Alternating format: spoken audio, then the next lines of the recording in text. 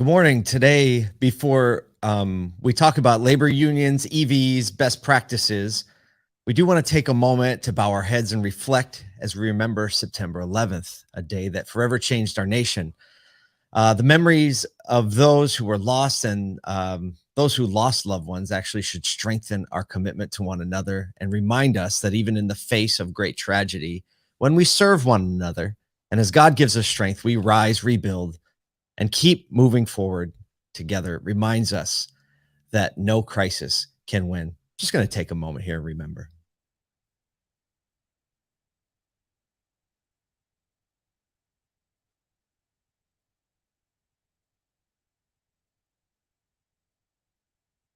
Thanks for doing that with us. We appreciate you. All right, now let's rise. Let's do it. All right, it is Monday.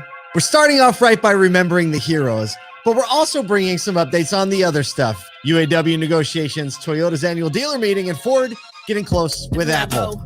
The people really want to know who I is and who I be. They stop and stare when they see me. We're just gonna say Ford getting close with insert company here. I think is the Hey, not all of them. Not all of them. Some of them. Kyle, did you watch football over the weekend? I tried not to. Kyle's a Browns fan. I'm not a Browns fan. Okay, I'm not a Browns Bengals fan. I'm sorry. I hate the Browns. When I say with Browns, all that's in me. The fact that the supposed to. Browns beat the Bengals the way they did this weekend makes me so angry. And I mean, look, here's the thing. Joe Burrow basically didn't get spring training. So he looked like a complete basket case. That's a great breakdown. I like him. I really do like him. I didn't watch any of that game. I watched the Eagles almost lose after almost winning. I was like, back to being a Philly fan. Lots of unnecessary stress in my life, but I love it. Did you notice anything about the car commercials, Kyle? Well, you know, I've noticed this over the last few weeks, actually, watching the US Open and watching a couple other sporting things like soccer that I watch.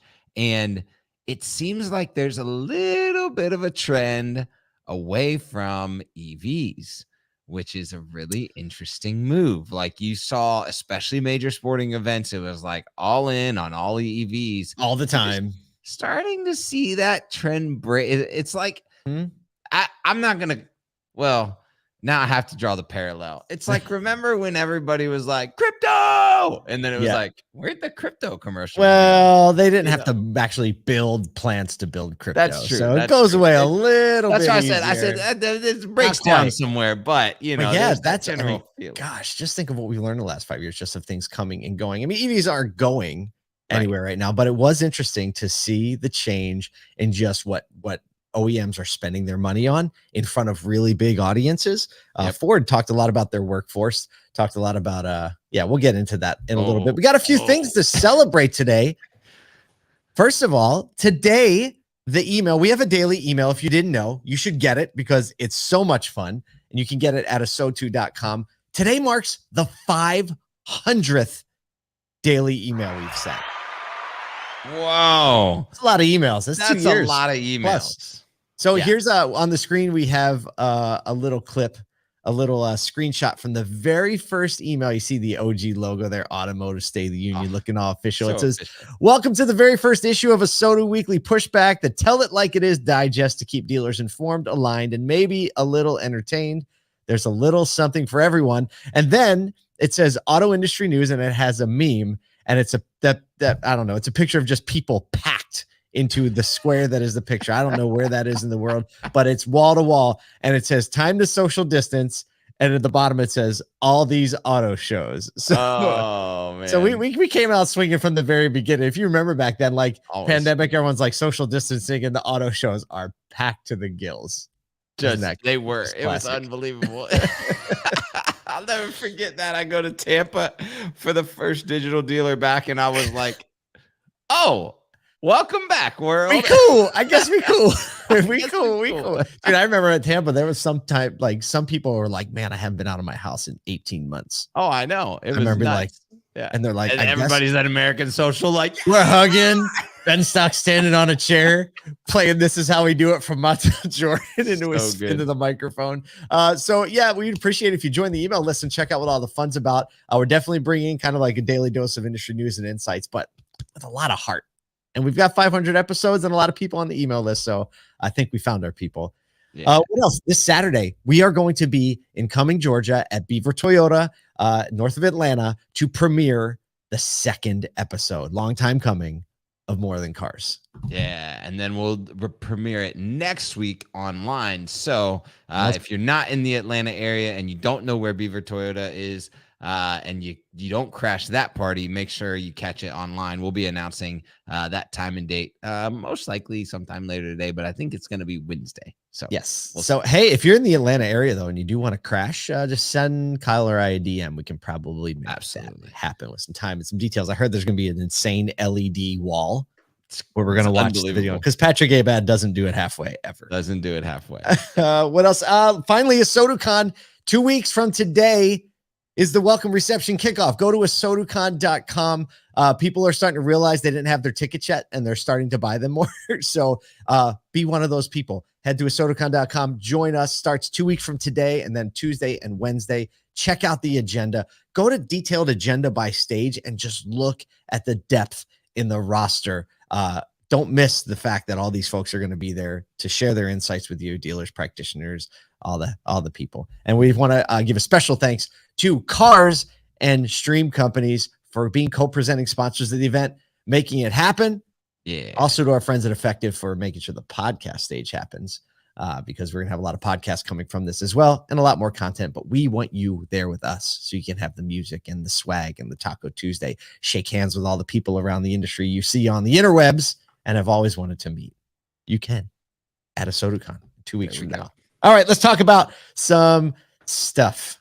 I'm not going to segue it because we got some other segues coming up. Okay, so we decided with the UAW talks to give us a bit of a sentiment tracker today. Shawn Fein, as we all know, is a little bit of an animated character. He likes to say some things, and we're noticing a little shift in the sentiment. So last week, insulting was the word UAW President Shawn Fein used to describe the offer that GM slid across the table at 16% pay raise. So that actually was 16%. Ford offered 15%. And on Friday, we saw Stellantis just do what they probably could do really well, and that's just one under the other guys. Just 0.5%. I mean, we're like, well, Ford gave 15 and GM gave 16. We should definitely give the most underwhelming offer so far, F14.5, and just gird our loins and wait for Shawn Fein to come back at us. But surprisingly, we've moved from insulting at 15% to, I think, a more temperate, deeply inadequate is what he said. More temperate. That is deeply inadedequate. Deeply inadequate. But last Wednesday, it was like, that is insulting. Yeah. So we've got him insulting. It's much more political. I feel like, he's pulling out the landing gear on the thing, That's a great way to put it. Deeply inadequate definitely feels like the landing gear. This comes as the September 14th contract deadline is only days away, and negotiations seem to be in full swing with Detroit's Big Three. So Stellantis said, we're going to give employees a $10,500 bonus tied to inflation and $6,000 in the first year deal. Like, it's all of their offers were still below Ford and GM's offer. And then this is kind of like Shawn Fein coming out and being a little quippy. Because they're talking about cost of living increases, or COLA. And he says, that's not cola. It's not even Diet Cola. That's Coke Zero. So, Shawn Fein has never had Coke Zero. Then that's a fact, because Coke Zero is the goodness. Oh man, that is, what a quote. Like, I feel like he's like, okay, say the next thing. He thumbs through. He's like, oh, I got this one from 8th grade.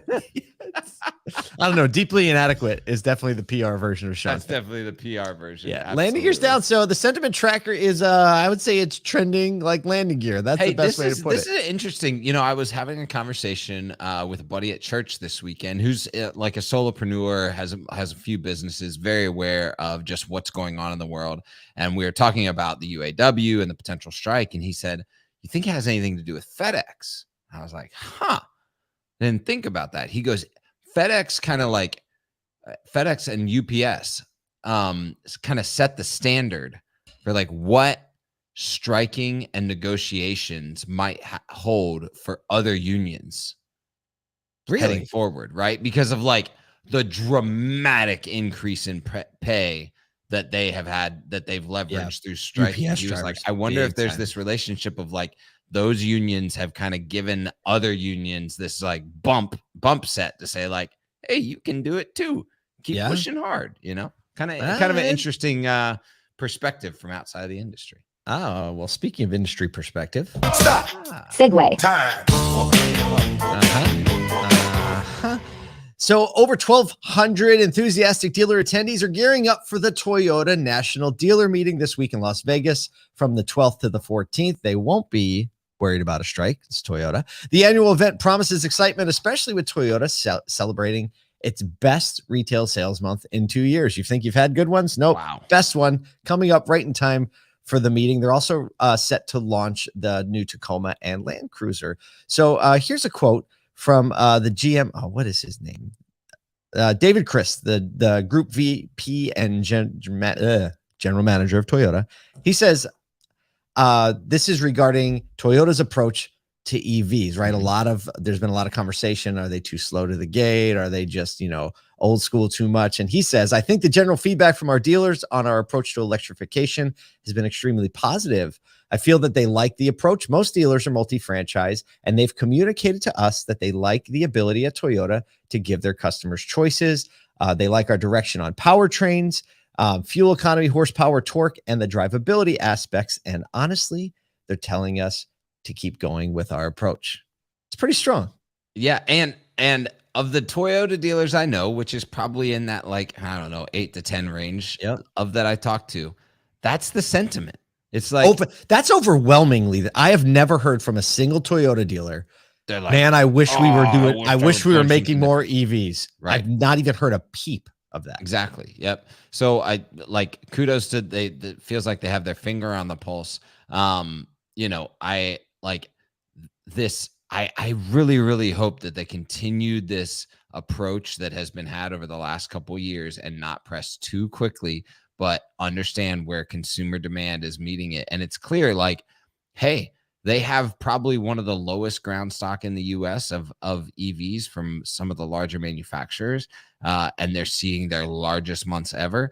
And so like, like we said in the first thing, it's not like they're not coming. It's just that coming when they need to is the most important part. Yeah, I can't wait to see what comes out of the meeting though, because they've always got a little. It's like Toyota. I feel like they should take a little token out of the Apple playbook, because I think they could actually do the keynote thing. That's a great suggestion. And the Apple keynote is tomorrow. They should just like gin one together real quick for Wednesday and just pop everything out. I have a inkling that Toyota doesn't throw anything together really quick. No, that's true. Okay. I don't think that's really off brand if they did something like that. If you remember last year, if I'm remembering correctly, I was talking to our friend Perry Watson III out Toyota of Marysville, and Toyota kind of had a mic drop moment because they released this big data study that they did talking about dealers who sold over sticker, were selling new cars over sticker. And they were basically like, we did all this research, all this internal data. You've never seen it before. Here it is. They said dealers that sold over MSRP doubled their profits last year. And everybody's like a murmur in the room. You're like, and dealers that didn't sell over MSRP, like tripled their profits. Oh, I so love that. That actually, I heard was met with actually like a pretty rousing level of applause. It's so good. Like, I wish that was like a real published study, like if they had that out there, because it would just be, I would pull it up and I would just hold it. It would be in my back pocket. I want to make a video about that moment so bad. Like, it's like have doubled their profits and have like, the cut ins of the crowd where people are like awkwardly looking, and then, that would be so good. Like have tripled and just have the fast motion where everyone stands up and just claps. Yeah. Yes, that's perfect. There's a gift. There's a gift coming from the Soto world in that line. From a year ago. Just memories of Toyota's meeting last year. How are we going to transition to this one, Kyle? You got one? No memories, something. No, remember when? No, we missed it. Stop. It's gone. All right, your turn. Yeah, so GM is getting ready to pluck Apple from their EV lineup, as we've heard a few times, and we've commented on this show just a few times. We have an opinion on this. Yes, we have a little bit of opinion on the whole GM plucking Apple from their EV lineup, but Ford is taking an actual bigger bite as they announced that the F-150 Lightning will integrate Apple Maps EV routing by year's end. If you don't know what Apple Maps EV routing is, and this is cool because Apple Maps has grown a lot over the last few years, just in their general, like the maps capacity. You know, Google bought Waze, and that was a massive deal. And so Apple Maps getting better, but they have EV routing, which basically creates a route optimized for charging stations based on your vehicle's drive time capacity. So it'll give you like the estimated charge upon arrival. It'll reroute you to the nearest station if your charge gets too low. This navigation feature previously was adopted on the Mustang Mach-E. It's been on the Porsche Taycan, and looks like they will be coming out with it in the F-150 Lightning in Q4 of 2023, which is coming up soon. And this is I'm a big fan. Lean in. Yeah. You know? Yeah, it's more than just a maps integration. I think this is probably one of the first implementations where Apple is actually getting data from the vehicle. It has to know the charge level. And so I think this is just, I think that's the real big story here is like, hey, we're actually moving data in both ways about the vehicle's condition. You know, I mean, I guess like built-in navs, no, it doesn't do that. Like if you have a built-in nav and your fuel is low, it'll be like, do you want me to route you to a station? But that's never communicated with Apple Maps or any kind of CarPlay or anything like that. So just another integration. I think Ford's doing something really smart by leaning in to Apple. I mean, that F-150 Lightning, I'm telling you, every time I hear of a new feature, every time I hear of like a current feature that's on it, I'm just like, golly, they threw that in there. That's kudos. I mean, you definitely know Jim Farley is got his eye on Elon Musk and kind of taking some cues from Tesla's experience and saying like, how can we put some of that magic in our product? And I think they're very well served by doing it. We hope you're very well served by caring for one another. Thanks for spending some time with us today. Go to asoducon.com. Check out the agenda. We really, really, really want to be there with you in just 2 weeks from today.